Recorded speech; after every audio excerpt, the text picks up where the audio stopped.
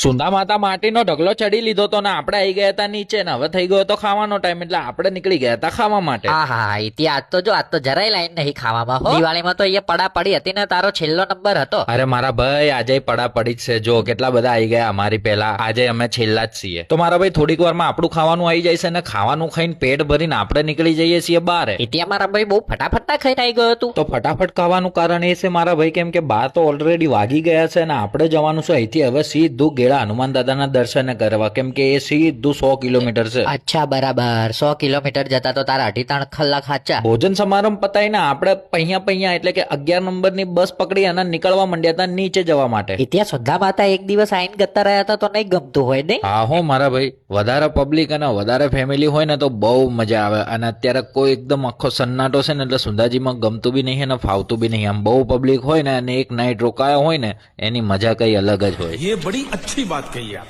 ખરેખર મારા ભાઈઓ અત્યારે સુંદાજીમાં એટલું પબ્લિક છે નહીં કેમ કે દિવાળીઓની રજા પૂરી થઈ ગઈ ને એટલે અત્યારે અહીંયા કોઈ જ નહીં. જો આગળ પાછળ જુઓ, ના કોઈ પાછળ ઉતરવામાં છે કે આગળ જુઓ ને તો કે ના કોઈ ચડવામાં છે. જો આગળ તમે જોશો ને તો ત્યાં ગાડી સામે જે છે ને આપણે બેન અને બનેવી જઈ રહ્યા છે અને પાછળ આપણે મોટી બેન જઈ રહ્યા છે. મોટી બેન એટલે પેલા શરીરથી મોટાવાળા. અને અહીંયા હું હિતિયો. હવે તારું ડાચું તો નતું જોવું, તારું ડાચું તો મેં જોયેલું હતું. સારું તો હામે જો પેલું દેખાય છે તને? હવે એલું અને પેલું કઈ નહીં જોવું, આ નજારો તો મેં જોયેલો છે. હવે કઈક નવું બતાય હેડ, કઈક નવું. નવા માટે તારે આવતા વ્લોગમાં આવવું પડશે. હાલ આ વ્લોગમાં આટલું જ. હેડો હવે મળું આવતા વ્લોગમાં. ફોલો, લાઈક અને કમેન્ટ કરી નાખો. હેડો મળું આવતા વ્લોગમાં.